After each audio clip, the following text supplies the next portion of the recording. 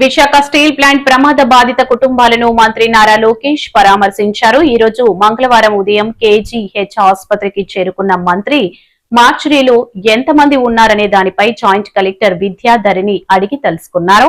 ప్రమాదంలో చనిపోయిన 8 మంది బంధువులను పరామర్శించారు. కోట్ల రూపాయలు ప్యాకేజ్ ఇచ్చి విశాఖని తిరిగి కాపాడుకుంటే కాదు తిరిగి ప్రొడక్షన్ ప్రారంభించడం జరిగింది. ఇలాంటి పరిస్థితుల్లో నిన్న జరిగిన సంఘటన చాలా చాలా బాధాకరం. ఒక పక్కన మేమందరం కూడా మళ్ళీ పూర్వ వైభవం వస్తుంది విశాఖ ఉక్కుకి, ఎందుకంటే టెక్నాలజీ చాలా మంచిది. ఆ టైంలో కట్టిన 4 ప్లాంట్లో కానీ ఒకసారి చూస్తే one of the best technology ఉన్న ప్లాంట్ ఇది. అలాంటి పరిస్థితుల్లో ఎందుకు ఇది జరిగిందనే బాధ అందరు కలిగింది. నిన్న కరెక్ట్గా 4 గంటల 10 నిమిషాలకి ఇన్సిడెంట్ జరిగిన వెంటనే కలెక్టర్ గారు, సిపి గారికి ఇక్కడ వస్తడం జరిగింది.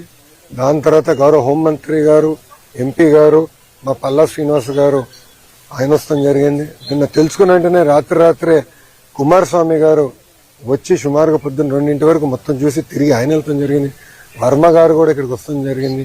గన్నబాబు గారు వస్తడం జరిగింది. ఎందుకంటే మా అందరు ఎన్డీఏ పైన ఉన్న బాధ్యత కేవలం కుటుంబాలని ఆదుకుంటాం కాదు, కార్మికులకి అండగా నిలబడాలి, కార్మికులకు భరోసా ఇవ్వాలనేది మా అందరి ఉద్దేశం. ఇప్పుడు 8 మంది చనిపోవటం జరిగింది, 6 హాస్పిటల్లో ఉన్నారు. దాంట్లో నిన్న కుమారస్వామి గారు కూడా వచ్చి అదనంగా 25 లక్షల రూపాయలు ఎక్స్గ్రేషియా ఆయన ప్రకటించారు. ఎప్పుడు లేని విధంగా కాంట్రాక్ట్ అయినా ఫుల్ టైం ఎంప్లాయీస్ అయినా వాళ్ళ ఇంట్లో పిల్లలు చదువుకున్న పిల్లలుంటే వాళ్ళకి పర్మనెంట్ ఉద్యోగం ఇస్తామని ఆయన హామీ ఇచ్చారు. వాళ్ళు నివసించాలనుకుంటే ప్లాంట్లోనే ఇల్లు ఉండేదాన్ని కూడా ఆయన ఇస్తా అన్నారు.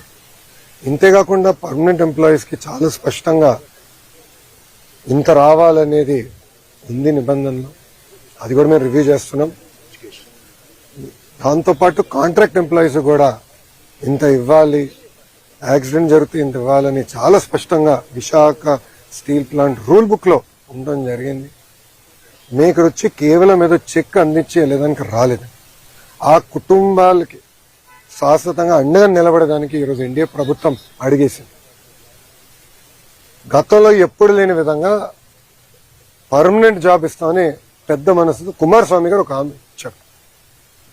కేంద్రంలో ఉన్న సెక్రటరీ గారు ఇది ఎక్కడ లేదు కదా సార్ అంటే, అవసరం అవుతే నేను కేబినెట్ కూడా తీసుకెళ్తా, nothing to worry, I will get it done, నాది బాధ్యత. ఎందుకంటే ఆ కుటుంబాలకు మన అండగా నిలబడాల్సిన సమయం ఇది అని ఆయన చెప్తాం జరిగింది. సో ఎక్కడ జరగలేదు. ఇప్పుడే గురువు గారు చెప్పినట్లు పిల్లలు కూడా చదువుకునే, ఎందుకంటే పాప కార్మికుడికి 3 నెలల బాబు ఉన్నాడు. 3 నెలల బాబు, అందరూ బాధ కలిగింది. ఒకరిది అవుతే రేపు పుట్టినరోజు. సో వాళ్ళందరూ కూడా కుటుంబాలకు అండగా నిలబడాలి, బాధ్యత మా పైన ఉంది. సో నేను కుటుంబాలను కలిసినప్పుడు కూడా చెప్పాను, రూల్స్ ప్రకారం కొంతమందికి ఎక్కువ వస్తుంది, దాంట్లో ఎలాంటి డౌట్ లేదు, ఎంత ఉన్నా అంత ఇవ్వాలి. ఆల్రెడీ సిఎండి గారు స్పష్టంగా చెప్పారు. నిన్న కుమారస్వామి గారు ఇచ్చిన ఆదేశాల మేరకు ఈరోజు డేట్ మారే లోపల 25 లక్షల రూపాయలు ఫస్ట్ విడత కింద 8 మంది వాళ్ళ అకౌంట్లో డబ్బులు వేస్తడం జరుగుతుంది. ఇంతేకాదు దాని తర్వాత రావాల్సిన ఎక్స్గ్రేషియా, పిఎఫ్ అకౌంట్ నుంచి రావాల్సిన డబ్బులు, స్టీల్ ప్లాంట్ ఇవ్వాల్సిందంతా కూడా మేము మొత్తం క్యాలిక్యులేట్ చేసి ఆ కుటుంబాల అకౌంట్లో వేసే బాధ్యత ప్రభుత్వం తీసుకుంటుంది. అక్కడితో మేము ఆగం. మేము అందరూ వచ్చేటప్పుడు కారులో కూడా మాట్లాడుకున్నాం. వర్మ గారు నేను కూడా డిస్కస్ చేసాం. అంత్యక్రియలు అయిన తర్వాత పెద్దకరమైన తర్వాత మళ్ళీ అమరావతిలో ఒకసారి కూర్చుందాం కుటుంబాలతో, ఇంకెలా చేద్దాం, ఏం చేస్తే బాగుంటుంది. వాళ్ళు కేవలం సొంత కాళ్ళపై నిలబడతాం కాదు, ఆ పిల్లల్ని చూసుకోవాల్సిన బాధ్యత ఎన్డీఏ ప్రభుత్వం పైన ఉంది.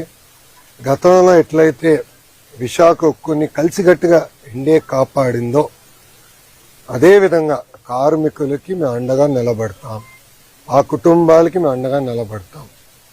ఇంతేకాదు నిన్న కుమారస్వామి గారు ఒక ఆదేశాలు కూడా జారీ చేశారు. 3 సీనియర్ మెంబర్స్తో కమిటీ వేసి వాళ్ళు ఇప్పుడు సుమారుగా 4-5 వాళ్ళు వస్తున్నారు. కమిటీ మొత్తం రివ్యూ చేస్తారు, డేటా అంతా చూసుకుంటారు. ఆ టైంలో 2nd, 3rd, 4th ఎక్కడైతే యాక్సిడెంట్ జరిగిందో అక్కడ ఉన్న కార్మికులతో కలుస్తారు, వాళ్ళది కూడా ఏం జరిగింది ఏంటని తెలుసుకుంటారు. ఇది కింద నుంచి కారింది కాదు, ఏంటేదో లాగితే సరే ఫినిష్డ్ ప్రోడక్ట్ బయటకు వచ్చింది కాదు, పైనుంచి పొంగుతొంగడు కాదు కక్కింది. పొంగినది వేరే రకంగా అనుకోవచ్చు, కానీ కక్కింది. ఎందుకు జరిగింది, ఎక్కడ జరిగింది, ఎందుకు ఇక్కడ జరిగింది, దీని వెనకాల ఏంటి, మొత్తం మనం క్షుణ్ణంగా పరిశీలించాల్సిన బాధ్యత అటు స్టీల్ ఇండస్ట్రీ పైన ఉంది, రాష్ట్ర ప్రభుత్వం పైన ఉంది. తప్పనిసరిగా నివేదిక వచ్చిన తర్వాత ఏం చర్యలు తీసుకోవాలో ప్రభుత్వం తీసుకుంటుంది. కానీ ఈరోజు యాక్సిడెంట్లో దెబ్బలు తగిలిన కార్మికుడిని హాస్పిటల్లో కలిశారు. ఆయన పేరు శ్రీనివాస్. ఆయన కలుస్తుంటే ఆయన ఒక మాట అన్నాడు, అయ్యా మాకు దెబ్బలు తగిలినాయి, మీరు వచ్చారు పెద్ద మనసుతో మాకు అండగా నిలబడతాన్నారు, కానీ విశాఖ ఉక్కుని మీరు కాపాడండి. మీరు ఉక్కుతో అండగా ఉండండి, ఈ ఫ్యాక్టరీతో అండగా ఉండండి, ఉక్కు ఫ్యాక్టరీతో అండగా ఉండండి. ఇది కేవలం మా కుటుంబాలే కాదు, లక్షలాది కుటుంబాలు గాజువాక విశాఖపట్నంలో దీనిపైన ఆధారపడి ఉన్నాయి. చూసుకోవాల్సిన బాధ్యత మీదని ఆయన చెప్పారు. ఇన్ఫాక్ట్ ఆయన చెప్పినప్పుడు నేను అనుకుంటే ఆయన గురించి, ఆయన కుటుంబం గురించి ఆయన మాట్లాడుతున్నాడేమో అనుకున్నా. వర్మ గారు కరెక్ట్ చేశారు, లేదు బాబు విశాఖ ఉక్కు గురించి ఆయన మాట్లాడుతున్నాడు అని. అంటే ఎంత పెద్ద మనసుతో కార్మికులకి ఎంత ఎమోషనల్ అటాచ్మెంట్ ఉందో నిజంగానే నేను ఈరోజు తెలుసుకుంటాం జరిగింది. ఇంతేకాదు ఉత్తరాంధ్రలో పెద్ద ఎత్తున పెట్టుబడులు వస్తున్నాయి, మీ అందరూ తెలిసిన విషయమే. డేటా సెంటర్లు అవ్వచ్చు, ఐటీ అవ్వచ్చు, హెవీ ఇండస్ట్రీలు కూడా పెద్ద ఎత్తున మిగతా ఉక్కు ఫ్యాక్టరీలు వస్తున్నాయి. ఇంకా కొన్ని అనౌన్స్మెంట్ త్వరలో రాబోతున్నాయి. ఇవన్నీ వచ్చినప్పుడు స్కిల్ డెవలప్మెంట్ అనేది చాలా చాలా అవసరం. ప్రధానమంత్రి గారు కూడా చాలా స్పష్టంగా ఐటీఐస్కి సుమారుగా 60,000 కోట్ల రూపాయలతో స్కిల్ డెవలప్మెంట్కి ప్రత్యేక శ్రద్ధ పెట్టారు, ప్యాకేజ్ ఇచ్చారు. దాంట్లో భాగంగా ఫస్ట్ ప్రాజెక్ట్ మన పాయక్రావుపేట అనిత గారి నియోజకవర్గంలో అటు ఆసిలర్